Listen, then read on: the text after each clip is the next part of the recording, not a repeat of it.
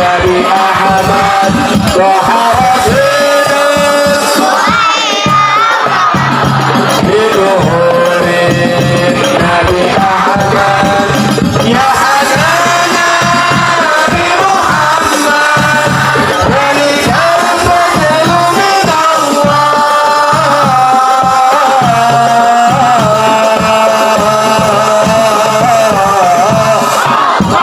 Ya Hanana Ya Hanana Ya Hanana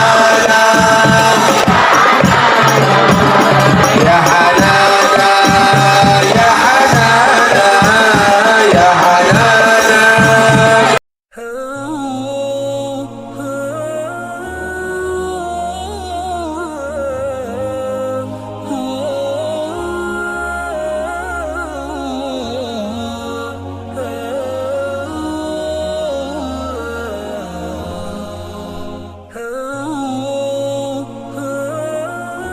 Assalamualaikum warahmatullahi wabarakatuh.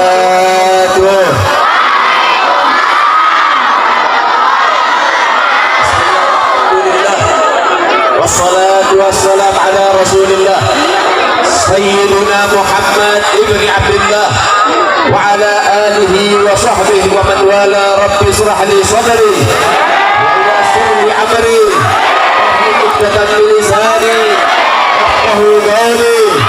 Sallallahu ala sayyidina Muhammad sayyidil mursalin. Alhamdulillahi rabbil alamin. Alhamdulillah.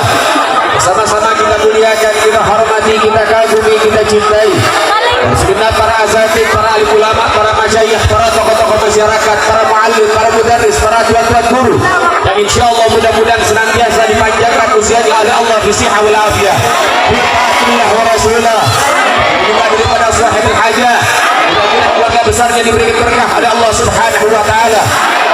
Kita mudah-mudahan dijadikan anak yang saleh, bisa dibanggakan oleh Allah dan Rasulnya.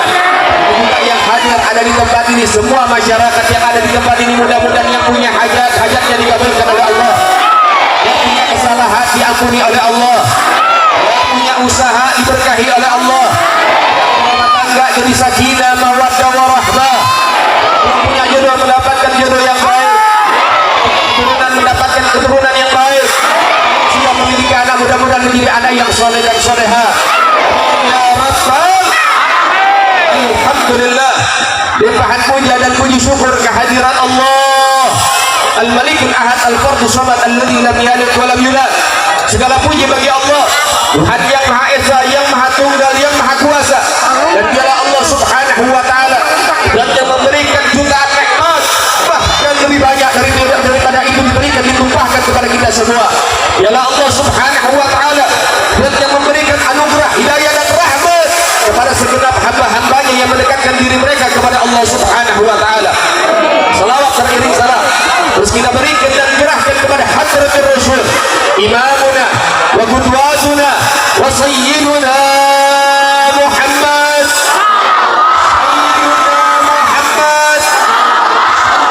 sallallahu alaihi wasallam bi afdhalis salawatu ta'zim, yang dengannya kita senantiasa diperjuangkan mati-matian, yang dengannya kita senantiasa didoakan siang dan malam, yang dengannya pula kita senantiasa dibimbing dengan syariat yang paling mulia.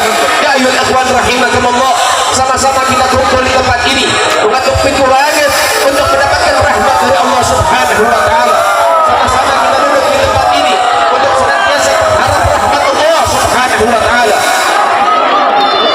Jamaah saya minta tenang, jangan ribut sendiri. Cukup kalau ada kendaraan kasih jalan saja, ya. Cukup dengan kasih ya. Mudah-mudahan semuanya dapat barokah dari Allah subhanahu wa ta'ala.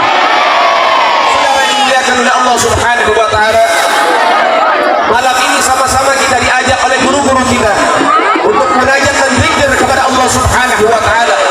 Kala Rasul sallallahu alaihi wasallam, ghanimah majalis zikir al-jannah, bayaran yang pantas diberikan kepada orang-orang yang gemar berzikir kepada Allah, bayaran yang pantas untuk mereka hanyalah surga dari Allah subhanahu wa ta'ala. Nah, mudah-mudahan kita semua yang ada di tempat ini dan juga orang tua kita, baik yang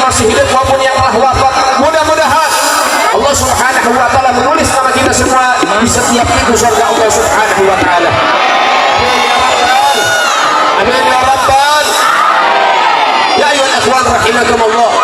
Di tempat ini juga kita diundang oleh sahibul hajah untuk mendoakan putranya supaya bisa menjadi putra yang baik, supaya bisa menjadi putra yang saleh, dan juga bisa meneruskan perjuangan baginda Nabi Muhammad sallallahu alaihi wasallam.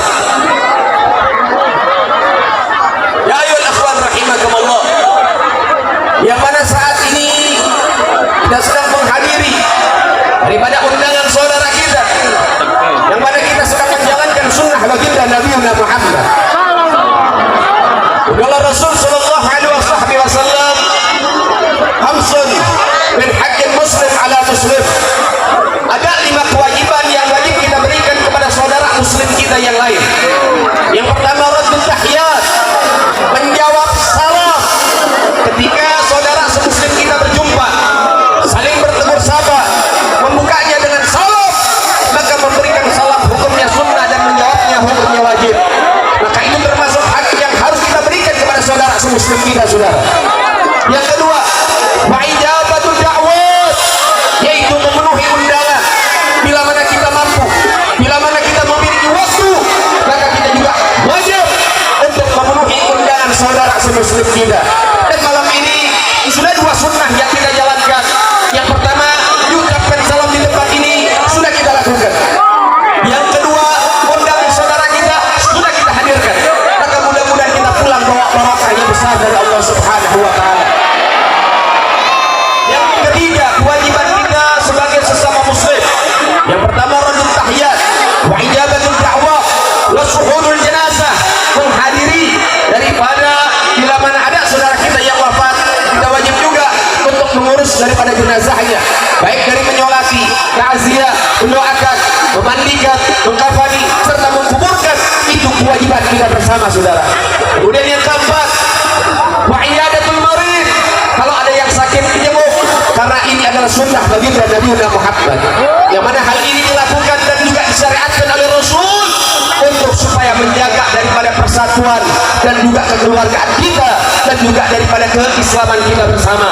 Yang kelima, wa tasbihul habis idza hamidallah, itu mendoakan orang-orang yang bersin bila mana mereka mengucapkan daripada hamdalah.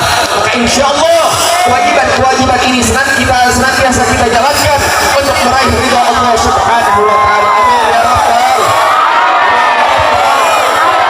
Saudara yang dimuliakan oleh Allah Subhanahu wa taala, ketahuilah saat ini sahibul bait sedang menjalankan dan meninggikan akan syariat agama Allah Subhanahu wa taala, bentuk ketakwaan dia kepada Allah Subhanahu wa taala. Allah Subhanahu wa taala di Al-Qur'an, Bismillahirrahmanirrahim, wa man yu'azzim syairallah fa innaha min taqwal qulub. Siapa orang yang meninggikan nilai-nilai agama, yang meninggikan nilai-nilai syariat, itu adalah termasuk kesempurnaan takwa di dalam hatinya. Bila mana kita mengagungkan syariat agama Allah Subhanahu wa taala, itu bentuk ketakwaan kita kepada Allah. Kalau ada maulid, Isra Mi'raj, salat berjamaah, baca Quran, dan ibadah-ibadah yang lain, kita harus senantiasa bangga dan agungkan, saudara. Kenapa? Karena itu adalah bagian daripada ketakwaan kita kepada Allah Subhanahu wa taala. Begitu juga akikah, pernikahan, dan juga khitan termasuk daripada syariat baginda Nabi Muhammad sallallahu alaihi wasallam. Dan menjalankan syariat ini bentuk cinta kita kepada Nabi, bentuk kita mengikuti Nabi, dan dengan kita mengikuti Nabi, bentuk kita cinta kepada Ilahi. Ini adalah bukti kecintaan kita kepada Allah Subhanahu wa taala dan juga Nabi. Kalau Allah Subhanahu wa taala, "Qul in kuntum tuhibbunallah fattabi'uni yuhibbukumullah wa yaghfir lakum dzunubakum wallahu ghafurur rahim." Allah menyatakan dalam firman-Nya, katakan wahai Nabi, sampaikan kepada umatmu, in kuntum tuhibbunallah, bila umatmu cinta kepada Allah, fattabi'uni, buktikan cintanya kepada Allah dengan mengikuti baginda Nabi Muhammad. Kalau sudah mengikuti Nabi, kalau kita sudah meniru Nabi, meneladani Nabi, yuhibbukumullah, Allah bakal cinta kepada kita, sudah. Kalau Allah sudah cinta kepada kita, yang pertama kali Allah lakukan, wa yaghfir lakum dzunubakum, Allah ampuni kesalahan-kesalahan kita. Kalau Allah sudah mengampuni kesalahan kita, maka hidup kita akan diberikan kebahagiaan dunia sampai akhirat. Hidup kita akan diberikan daripada ketenangan dunia dan juga akhirat, dan juga hidup kita diberikan keselamatan dunia sampai juga akhirat. Amin ya rabbal Rasulullah, menjalankan syariat Nabi Muhammad sallallahu alaihi wasallam yang telah diwariskan oleh Nabi Allah Ibrahim. Ya ayyuhal ikhwan rahimakumullah. Sehingga dengan hal ini harapan kita mudah-mudahan kita diaku umat oleh baginda Nabi Muhammad. Sehingga kala yaumul qiyamah semoga kita mendapatkan syafaat dari Sayyidina Muhammad sallallahu alaihi wasallam. Dan saudara yang dimuliakan oleh Allah Subhanahu wa taala, syariat kita ini diberikan yang pertama kali yaitu kepada Nabi Allah Ibrahim. Allah Subhanahu wa taala menyatakan, "Wa idh qala Ibrahim rabbuhu," yang mana ila akhir ayat Allah Subhanahu wa taala memberitahu kepada Nabi Allah Ibrahim, memberikan perintah kepada Nabi Allah Ibrahim, "Wa idh qala Ibrahim rabbuhu," dan telah memberikan ujian kepada Nabi Allah Ibrahim dari Tuhannya Allah Subhanahu wa taala. Maka ujian yang dimaksud dalam ayat ini adalah perintah kita kepada Nabi Allah Ibrahim. Nabi Allah Ibrahim diperintahkan kita oleh Allah Subhanahu wa taala. Ini Allah sedang menunjukkan bagaimana kecintaan Nabi Allah Ibrahim kepada Allah Subhanahu wa taala. Sehingga saudara yang dimuliakan oleh Allah, ketahuilah Nabi Ibrahim dikhitan bukan dalam usia muda, saudara. Nabi Ibrahim dikhitan bukan dalam usia yang fisiknya kuat, ya. Nabi Allah Ibrahim dikhitan sebagaimana yang diriwayatkan oleh Imam Muslim dan juga Imam Bukhari. Nabi Muhammad sallallahu alaihi wasallam menceritakan Nabi Allah Ibrahim dikhitan saat usia 80 tahun. Duduk. Nabi Ibrahim dikhitan umur 80 tahun, bukan usia muda. 80 tahun bukan usia yang masih belia, tapi sudah tua. Tapi Nabi Ibrahim menerima perintah dari Allah Subhanahu wa taala untuk senantiasa dijalani dengan ridha dan juga dijalani dengan sepenuh hati. Begitulah pelajaran daripada Allah Subhanahu wa taala yang diteruskan oleh Nabi Allah Ibrahim, yang dicontohkan oleh beliau buat kita semua. Bil gunuh, dengan kampak. Usia 80 diperintahkan sunat, diperintahkan khitan dengan kampak. Padahal ada saat itu pisau dan lain sebagainya, yang mana dikatakan tunggu sebentar wahai Ibrahim, dicari pisau. Nabi Ibrahim, ya ada kampak, maka kampak yang dipakai oleh Nabi Allah Ibrahim. Kenapa? Karena Nabi Ibrahim tidak mau menunda-nunda akan perintah dari Allah Subhanahu wa taala. Hikmahnya apa? Yang pertama, ajar Nabi Allah Ibrahim, kalau diperintahkan oleh Allah jangan pikir dua kali, saudara. Kalau diperintahkan oleh Allah jangan ditunda-tunda, karena kita nggak ada yang tahu usia kita sampai kapan. Sehingga perintah itu wajib untuk senantiasa kita laksanakan dan jalankan sepenuh hati. Begitulah ajaran daripada Nabi Allah Ibrahim. Maka ini menjadi satu contoh buat kita, bila mana ada daripada perintah-perintah Allah untuk apa? Berbagai macam hal. Untuk sholatkah itu, untuk puasakah itu, untuk zakatkah itu, untuk bertakwahkah itu, bahkan untuk perjuangan jihad di jalan Allah. Jangan pikir dua kali untuk senantiasa melanjutkan perjuangan baginda Nabi Muhammad. Dengan hal itu kita termasuk orang-orang bertakwa di hadapan Allah Subhanahu wa taala. Dan saudara yang dimuliakan oleh Allah, perintah kita menurut mazhab kita daripada mazhab Imam Syafi'i, hukum laki-laki dikhitan itu wajib, dan juga perempuan juga dikhitan itu juga wajib. Kenapa hal ini diwajibkan oleh syariat? Karena berbagai macam hikmah di dalamnya yang harus kita pahami baik-baik, baik dalam kacamata syariat maupun dalam kacamata medis. Maka semua ada hikmah dari Allah Subhanahu wa taala. Sehingga dari mana dalilnya perempuan juga wajib khitan? Maka Nabi mengatakan, bila mana berjumpanya daripada dua hal yang dikhitan, bersentuhannya dua hal yang dikhitan, maka wajib baginya mandi. Maknanya apa? Ini adalah bila mana berhubungan suami istri, artinya khitan laki dan perempuan, dua khitan berjumpa, dua khitan bertemu, maka wajib baginya mandi. Maka dengan itu artinya perempuan juga wajib untuk dikhitan, saudara. Apa hikmahnya laki-laki dikhitan? Yang pertama, untuk segi kesehatan. Kalau sudah dikhitan, maka ini laki-laki bersih, ini laki-laki suci, ini laki-laki sehat, sehingga nanti bila mana berumah tangga, maka laki-laki ini tidak akan mengeluarkan virus atau penyakit-penyakit kelamin, saudara. Paham nggak? Paham nggak? Begitu hebatnya syariat saudara. Dalam kacamata medis sungguh luar biasa ini daripada khitan, dan diakui sehingga banyak orang-orang Eropa dan non muslim mereka juga menjalankan daripada khitan saudara. Dalam kacamata syariat, bila mana laki-laki dikhitan maka sholatnya akan sah, sholatnya akan diterima. Tapi kalau ada laki-laki yang belum dikhitan maka akan menyebabkan sholatnya ditolak oleh Allah Subhanahu wa ta'ala. Kenapa? Karena ketika dia belum dikhitan maka dia masih membawa najis. Sampai sini paham? Sampai sini paham? Yang khitan menjadi wajib. Kenapa? Khitan menjadi wajib karena menjadi jembatan untuk sempurnanya kewajiban-kewajiban yang lain. Menjadinya sempurna kewajiban-kewajiban yang lain, sehingga dalam fikih, dalam kaidah fikih, la yatimul wajib illa bihi fahuwal wajib, tidak akan sempurna kewajiban sesuatu kecuali dengannya, maka dengannya itu juga menjadi wajib. Salat tidak akan diterima kalau kita masih membawa najis, sehingga dengan adanya khitan salat kita akan diterima, maka khitan juga menjadi wajib untuk supaya salat kita yang wajib diterima oleh Allah. Maka oleh sebab itu ya ikhwan rahimakumullah, dengan hal ini maka diwajibkan laki-laki untuk berkhitan supaya ibadahnya diterima oleh Allah Subhanahu wa ta'ala. Baik, wanita, kenapa harus dikhitan? Seorang wanita wajib dikhitan karena kodratnya Allah Subhanahu wa ta'ala menjadikan seorang wanita memiliki daripada nafsu yang besar dan memiliki rasa malu yang besar, sehingga bila mana seorang wanita tidak dikhitan maka akan liar dia punya hawa nafsunya saudara. Dikhitannya seorang wanita untuk meredam hawa nafsunya sehingga tidak menjadi wanita liar.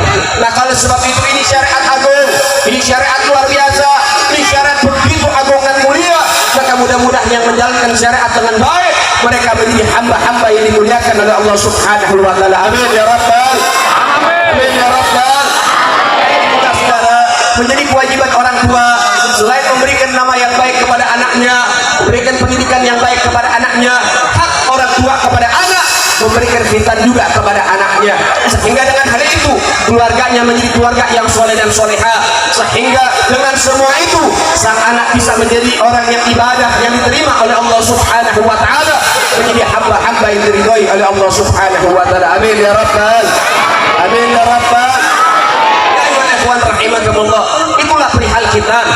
Saudara, yang ingin saya sampaikan juga ada di tempat ini, kita saat ini sudah berada di dalam bulan Rajab.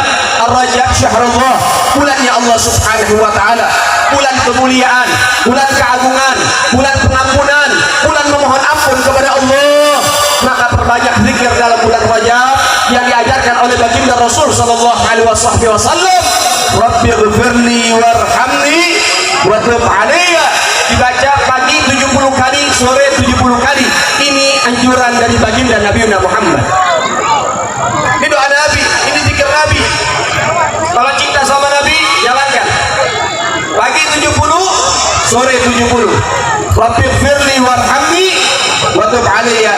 Rabbighfirli, ya Allah, ampuni kesalahan kami. Warhamni, kasih kami, sayangi kami.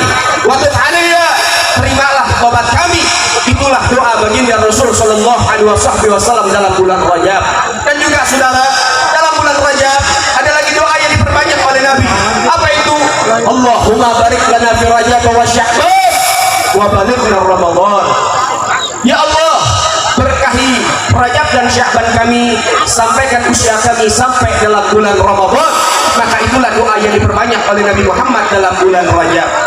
Mudah-mudahan semua yang ada di tempat ini dikasih sehat panjang umur, bisa masuk bulan Ramadan, bisa ibadah bulan Ramadan, semangat ibadah bulan Ramadan, puasanya diterima oleh Allah, doanya dikabulkan oleh Allah, dan mudah-mudahan bisa menghatamkan Al-Quran. Amin ya rabbal amin ya rabbal. Saudara yang dimuliakan oleh Allah, kita tahu perjalanan Isra wal Mi'raj yang terjadi dalam bulan Rajab ini adalah oleh-olehnya buah tangan dari perjalanan yang begitu panjang adalah perintah sholat. Maka oleh sebab itu seorang muslim jangan tinggalkan sholatnya. Seorang muslim wajib menjalankan sholat. wajib melaksanakan sholat, wajib mengerjakan sholat baik di masa sulit maupun di masa yang lapang. Maka ini adalah identitas umat Islam. Nabi Muhammad tidak akan memberikan syafaat kepada orang yang meninggalkan sholat. Maka jangan pernah tinggalkan sholat untuk supaya mendapat syafaat, sehingga dengan kita menjalankan sholat, insya Allah akan cabut keinginan maksiat dalam diri kita dan dijadikan orang-orang bertakwa kepada Allah Subhanahu wa taala. Amin. Baik saudara, tidak panjang-panjang, saya ingin menyampaikan beberapa hal di tempat ini. Karena dari tempat ini saya harus ke bandara dan melanjutkan perjalanan dakwah untuk berangkat ke Kalimantan Tengah. Doakan mudah-mudahan diberi penjagaan oleh Allah, kesehatan yang sempurna oleh Allah, bersama umat. Amin ya rabbal. Amin ya rabbal. Itu bulan Rajab yang nanti akan diteruskan oleh Habib Rehan. Baik, yang kedua saudara, yang harus disampaikan juga, kalau kita sudah ada masuk dalam bulan Rajab, berarti kita sudah ada di gerbangnya bulan Ramadan. Sebentar lagi masuk bulan Ramadan, sebentar lagi akan ada bulan Ramadan. Sambut kedatangan bulan Ramadan dengan semangat beribadah kepada Allah Subhanahu wa taala. Dikatakan oleh Nabi, man faraha bi dukhul Ramadan haramullah jasadahu 'ala nar. Siapa orang yang bergembira akan kedatangan bulan suci Ramadan, maka Allah akan haramkan jasadnya disentuh api neraka. Maknanya akan dimasukkan ke dalam surga oleh Allah Subhanahu wa taala. Nah, kalau sebab itu saudara yang dimuliakan oleh Allah, ketahuilah di dalam bulan suci Ramadan Allah menurunkan Al-Qur'an, sehingga Ramadan pula dikatakan Syahrul Furqan, bulannya Al-Qur, bulan Al-Qur. Hal yang paling utama dalam bulan Ramadan ibadah adalah membaca Al-Quran. Perbanyak bacaan Al-Quran. Lihat bagaimana mereka orang-orang soleh yang dekat dengan Allah. Mereka tidak henti-hentinya menghatamkan Al-Quran. Al-Habib Abdurrahman As-Segaf Muhammad Maulad Dewile, beliau punya daripada kebiasaan pagi 4 kali hatam, sore 4 kali hatam Al-Quran. Itu di luar bulan Ramadan. Ketika masuk bulan suci Ramadan, maka beliau menghatamkan Al-Quran di setiap rokaat yang dia jalankan, baik sholat fardu maupun sholat sunnah. Setiap satu rokaat yang dia hatamkan Al-Quran. Sehari penuh ada 17 rokaat bila dijumlah, belum daripada qobliyah ba'diyah yang ada 12 rokaat, belum tarawihnya yang 20 rokaat, belum daripada witirnya yang kita 3, beliau 11, belum daripada duha kita 2, beliau 8, belum tasbih, belum hajat, belum sholat-sholat yang lain. Berapa puluh kali dia hatamkan Al-Quran di dalam bulan Ramadan. Kemudian Rabi'atu Adawiyah, seorang wanita solehah. Rabi'atu Adawiyah itu di dalam catatan sejarah beliau menghatamkan 7.000 kali hataman Al-Quran. Sudah Habib Ahmad Al-Muhdar mendengar daripada kisah ini, beliau membaca firman ilahi, ar-rijal qawwamuna 'alan nisa. Laki-laki lebih baik, lebih mampu, lebih kuat daripada seorang wanita, sehingga Habib Ahmad Al-Muhdar menghatamkan 8.000 kali hataman Al-Quran. Al-Imam Rifai, beliau baca Al-Quran dalam jangka waktu 3 hari dalam keadaan sakit keras. Dia baca Al-Quran, tak terasa sudah menghatamkan 4.000 kali hataman Al-Quran. Begitulah mereka orang-orang yang cinta kepada Allah dan cinta kepada Rasul. Al-Habib Umar bin Abdurrahman Al-Attas yang merangkum Ratibul Attas, beliau panggil muridnya yang bernama Habib Abdullah Haddad yang merangkum Ratibul Haddad. Habib Umar mengatakan, wahai Abdullah, bacalah Al-Fatihah di depanku, maka akan aku baca di depanmu 30 juz Al-Quran. Maka dibacalah bersamaan, beriringan, berbarengan, maka selesai juga berbarengan dan beriringan. Maknanya Al-Habib Umar bin Abdurrahman Al-Attas membaca 30 juz Al-Quran dengan durasi, dengan waktu seperti orang membaca suratul Fatihah.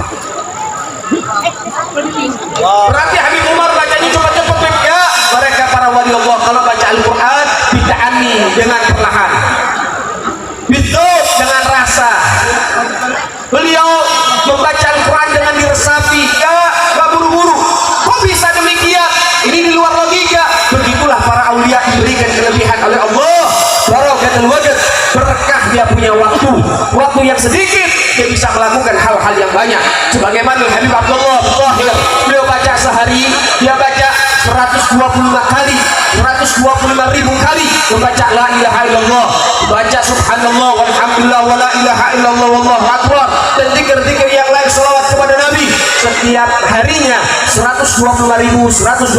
Begitulah mereka para aulia, para sholihin. Belum lagi ada salah seorang wali, bila mana dia duduk, dia baca daripada Yasin 41 kali setiap satu ingin duduk, saudara. Begitulah mereka para aulia, para sholihin. Kenapa mereka bisa? Ya, mereka bisa karena terbiasa membiasakan diri membaca Al-Quran, sehingga akhirnya terbiasa membaca Al-Quran, dan itu menjadi kebutuhan dalam diri mereka untuk membaca Al-Quran. Nah, harapan kita disampaikan kisah ini bukan untuk membangga-banggakan, bukan untuk banyak-banyakan khatam Al-Qurannya, tapi cerita ini dibagikan memotivasi diri kita untuk senantiasa membaca Al-Quran. Baca Quran, gak usah bingung sama berapa kali khatam, baca saja Quran, mau seayat sehari, mau daripada satu ayat sehari, mau satu halaman per hari, mau satu juz per hari, terserah, yang penting baca Al-Quran. Kalau kita istiqomah baca Al-Quran, insya Allah kita akan khatamkan Quran dengan jumlah banyak tanpa kita sadari.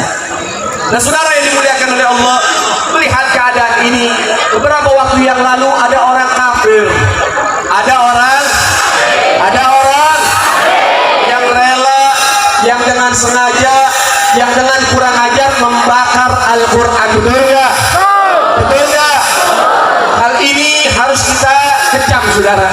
Ini harus kita lawan, nggak boleh diam. Al-Quran, kitab suci umat Islam, mukjizat Nabi yang sampai detik ini masih ada, maka nggak boleh orang Islam mereka semua berpangku tangan, mereka semua diam. Kalau ada orang menghina kita punya agama, menghina kita punya ulama, menghina kita punya Rasul, menghina kita punya Al-Quran, kalau kita diam, saudara, maka pakaian yang pantas untuk orang-orang yang tidak punya rasa semangat menjaga dan membela agamanya hanya kain kafan. Makanya Buya Hamka bilang apa? Bila agamamu dinista, kamu tidak peduli, kamu tidak berjuang, kamu tidak bergerak, maka ganti pakaianmu dengan kain kafan. Betul? Betul? Siap berjuang buat agama, siap berjuang buat Rasul, siap berjuang buat Islam, siap berjuang bersama ulama, siap berjuang buat Al-Quran. Angkat tangannya, takbir! Allahu Akbar! Allahu Akbar! Allahu Akbar! Sallu ala Muhammad. Siapa dari kaum muslimin yang berjuang untuk membela Al-Quran, besok di hari kiamat tidak akan diperjuangkan oleh Al-Quran, saudara. Kita akan disyafaati oleh Al-Quran. Amin ya Rabbal. Amin ya Rabbal. Oleh sebab itu, saudara yang dimuliakan oleh Allah, para ulama di Jakarta sudah bergerak tanggal 30 Januari kemarin, turun sama-sama mereka semua dengan umat untuk memberikan tindakan tegas dan memberikan aspirasi yang tegas kepada pemerintah untuk mengusir daripada Dubes Swedia dan juga Denmark dan serta Belanda. Kira-kira hal ini bagus nggak? Bagus nggak? Tutup jangan. Pertanyaannya, kemarin turun nggak orang sini nih? Turun nggak? Turun nggak? Alhamdulillah. Alhamdulillah. Kalau turun, alhamdulillah. Tapi kalau belum turun, boleh juga orang sini bikin gerakan. Betul? Betul. Harus bikin gerakan juga, dipimpin sama ustadznya, sama ajengannya, sama kiainya, kumpul sama-sama, datengin DPRD di sini, datengin kantor-kantor pemerintah di sini, berikan aspirasi Anda, keluarkan suara Anda, tunjukkan umat Islam ada, umat Islam nggak diam, umat Islam tidak pernah diam. Ketika agamanya dinista, Al-Qurannya dihina, maka umat Islam wajib bangkit untuk senantiasa memperjuangkan kita punya agama, saudara. Siap berjuang, siap berjuang, siap bersatu, siap taat dengan komando para ulama. Takbir! Sallu ala Muhammad. Allahumma salli wa sallim wa barik alaihi wa ala alihi wa sahbihi. Nah, saudara yang dimuliakan oleh Allah, selain ada gerakan untuk menuntut pemerintah menindak tegas mereka orang-orang yang menghina kita punya agama, tapi juga harus ada gerakan yang lain, saudara. Apa gerakan yang lain? Umat Islamnya harus senang baca Quran. Umat Islamnya harus rajin baca Quran. Kalau umat Islamnya rajin, umat Islamnya suka baca Quran, suka ngaji, insya Allah penista-penista akan dimatikan oleh Allah Subhanahu wa Ta'ala. Nah, ini kita cuma gerak bela Quran, bela Quran, bela Quran, tapi orang Islamnya nggak ngaji Quran. Tuyul gondrong. Inna lillahi wa inna ilaihi. Adanya penista Al-Quran di luar sana karena mereka tahu umat Islamnya nggak pernah ngaji Quran, betul? daripada sendal dan sepatu kita, saudara. Maka ini harus dirubah. Tunjukkan umat Islam semua rajin membaca kalam Allah. Umat Islam senantiasa mengkaji kalam Allah. Umat Islam senantiasa cinta terhadap Al-Quran kalam Allah. Kalau sudah hal demikian terjadi, maka insya Allah hatinya penuh dengan inayah dan hidayah serta taufik dari Allah Subhanahu wa Ta'ala. Dan insya Allah Allah Ta'ala akan memberikan semangat perjuangan yang tidak akan pernah surut kepada setiap orang-orang yang membaca Al-Quran kalam Allah. Amin ya Rabbal. Amin ya Rabbal. Tenang saudara-saudara sekalian, Al-Quran dihina oleh siapapun, Al-Quran tidak akan pernah terhina, tapi Al-Quran tetap menjadi kitab yang paling mulia. Betul? Betul. Tapi yang menghina Al-Quran, mereka adalah orang-orang yang dihinakan oleh Allah dunia sampai akhirat. Yang perlu kita pahami baik-baik, ayo dari sekarang tanamkan semangat perjuangan dalam hati kita, tanamkan semangat persatuan dalam hati kita, dan tanamkan juga semangat ibadah dan ketakwaan yang tinggi kepada Allah Subhanahu wa Ta'ala. Baca Al-Qur'annya mulai dibuka lagi, mulai dikaji lagi, sehingga insya Allah umat Islam makin kompak dalam perjuangan. Amin ya Rabbal. Amin ya Rabbal. Siap bersatu, siap berjuang, siap semangat ibadah, siap tinggikan daripada takwa, siap semangat dalam mengerjakan daripada ibadah, siap salat berjamaah, siap baca Al-Quran. Takbir.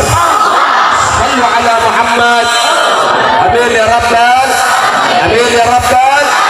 Saudara yang dimuliakan oleh Allah Subhanahu wa Ta'ala, ayo kita sambut bulan Ramadan nanti. Dari sekarang kita colong start, kita baca Al-Quran, kita punya target hatamil Quran yang insya Allah mudah-mudahan Allah Ta'ala kasih daripada kita istiqomah membaca Al-Quran sampai bisa menghatamkan Al-Quran. Amin ya Rabbal. Dan kita doakan juga yang dicintai malam ini mudah-mudahan bisa menjadi ahlul Quran, bisa menjadi orang yang hafal Quran, jadi pembela Al-Quran, jadi pejuang Al-Quran, insya Allah menjadi ulama yang saleh. Amin ya Rabbal.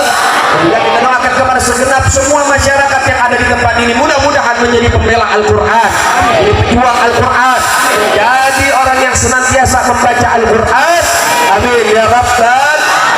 Amin ya Rabbal.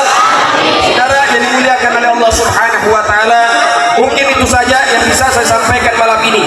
Tapi saya pengen lihat semangat di sini, pengen dengar suaranya semuanya bareng-bareng kita sholawatan. Yang mana kita di sini tawasul sama Rasul. Mudah-mudahan dengan sholawat ini Nabi Muhammad akan memberikan syafaat buat kita dan orang tua kita. Mudah-mudahan Rasulullah memberikan kepada kita pengakuan kita umat Nabi yang wajib dapat syafaat. Amin ya Rabbal. Kira-kira siap keluarin suara? Siap keluarin suara? Hadronya masih hidup belum mati nih? Ada. Alhamdulillah.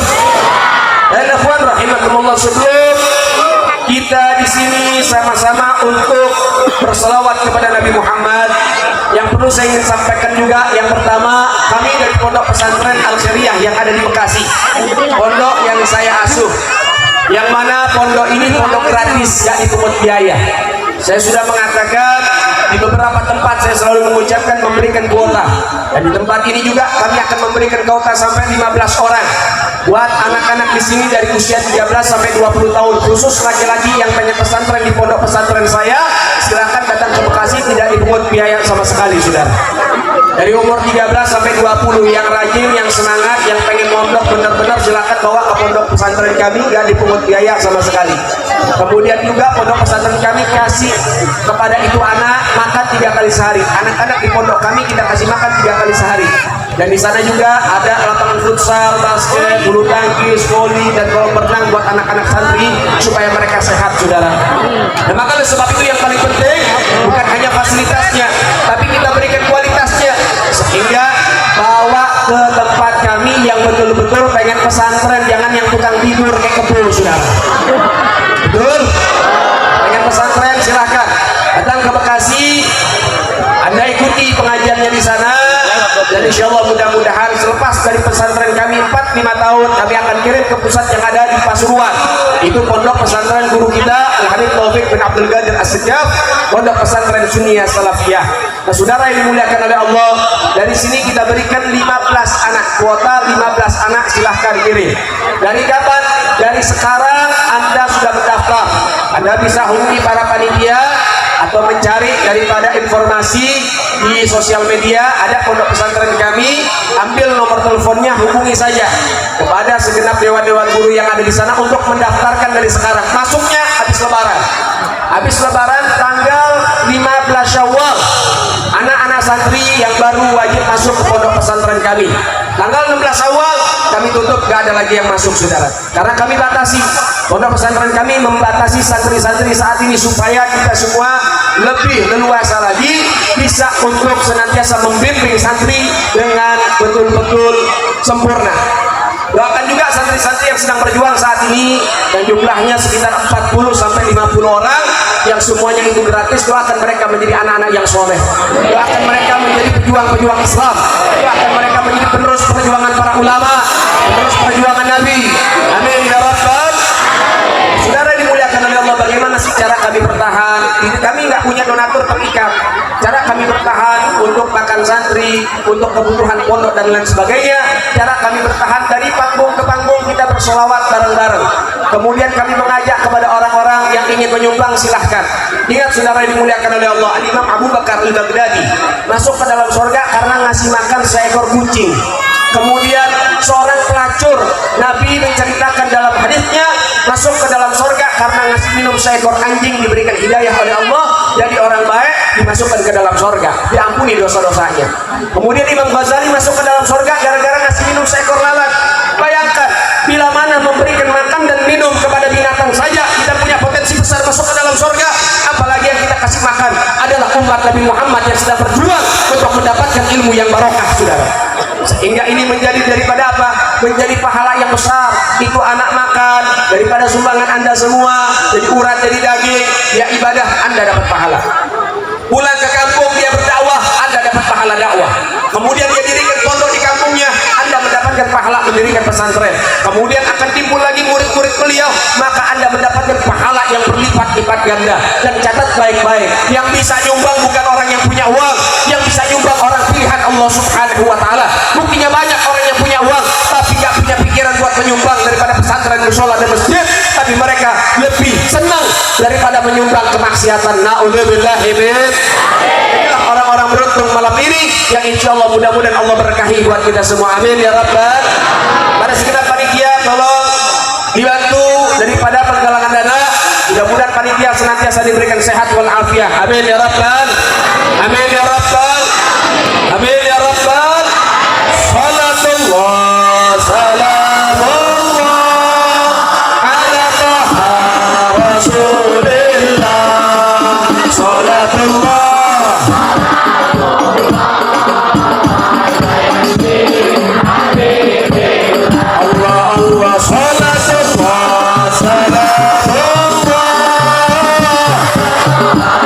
Rasulullah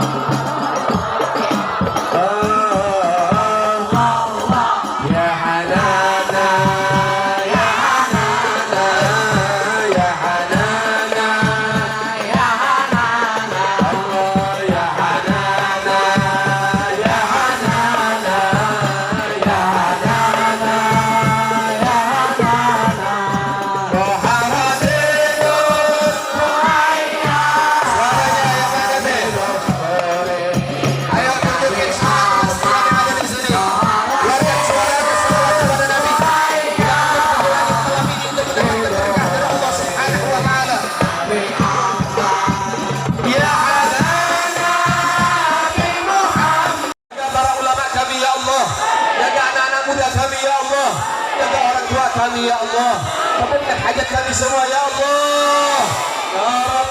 Mudah-mudahan ya Allah, Kau zat yang merubah-rubah keadaan hamba-Hamba-Mu ya Allah, rubah keadaan kami menjadi keadaan yang lebih baik lagi ya Allah.